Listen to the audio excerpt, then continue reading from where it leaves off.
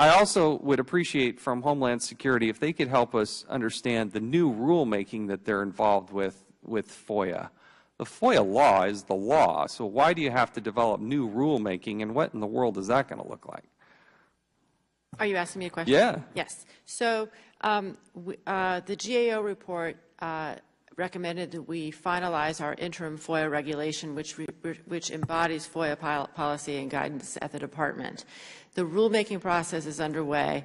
We are preparing to issue it for public comment, and after which we will review the comments very carefully, and the rule will be finalized. We will be watching that, because if Homeland Security thinks that they're going to come up with a whole other new set of rules that's different, this is, again, one of the frustrations. FOIA is what FOIA is, but every time you go to a different department and agencies, they got an old set of standards. They got different rules. They don't have standards where you just plug and play and operate equally, and that's a frustration. And the rule is really an implementing regulation, is not intended, nor do I believe. We're fascinated to see it.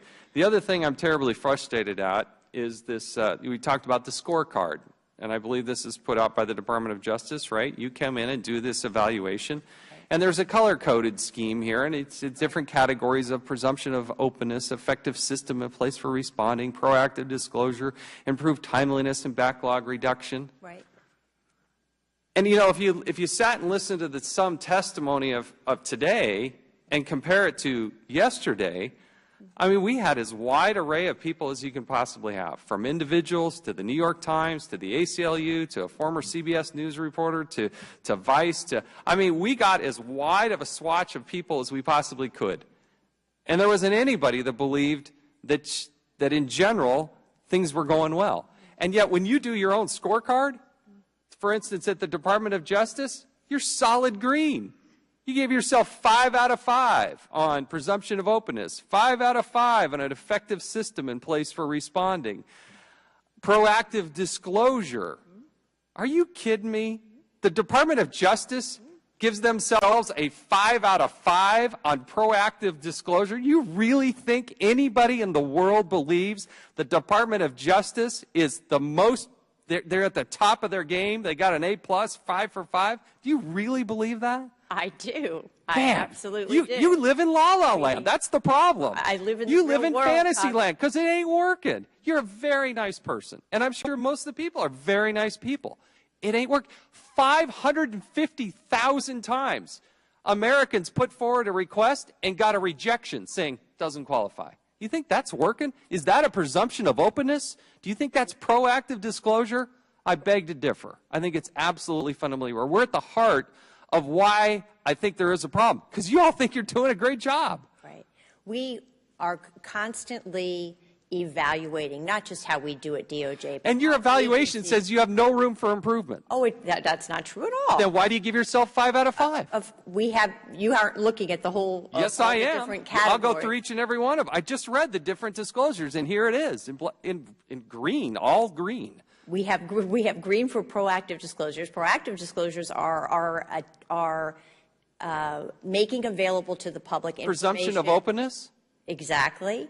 The effective system in place for responding to requests. Really, you got an effective system for. We can argue about this. I beg to differ. We had 11, 12 people yesterday that absolutely differ on a bipartisan way. I don't think there's anybody that would agree with you that across the board, most every one of you got great scores. And I just don't buy that. I want to ask specifically about the Department of Justice. Are you able to conduct an electronic search, or do you rely on the individual agency employees to proactively give you the information? This, what you're talking about, I think, is a really important improvement to FOIA administration. And we do have within OIP the tools that are more sophisticated tools that are used in the e-discovery context, which allow individual email accounts to be dumped or be collected into one bucket. So you search the universal index, is that right? And, well, I don't think it's called a universal index, but we have tools that allow us to the UNI? We have tools that allow us to search multiple email custodians simultaneously. And we, in fact... Do you search the electronic case files? We do sometimes. It depends on what we would only search case files if case files were relevant to a particular FOIA request. You know, we have lots of different offices. What I want to emphasize is that technology is incredibly important to FOIA administration. And we've been at the forefront of pushing for use of more sophisticated technology to process and handle FOIA requests. We did a pilot at DOJ several years ago to show the benefits of being able to do things like searching multiple custodians at the same time. Okay, so my understanding is that the FBI conducts a search on the it does conduct searches on the Universal Index, but that system does not allow for text-based searches. But the FBI does not search the electronic case files, which contain uploaded versions of the Bureau's non-restricted investigative records, and the ECF, as it's called, the electronic case file, is text searchable. And that's the disconnect. Right. I don't expect you on this spot to respond to that, but I do want you to get back to us on this specific point, if you would. Sure. Okay.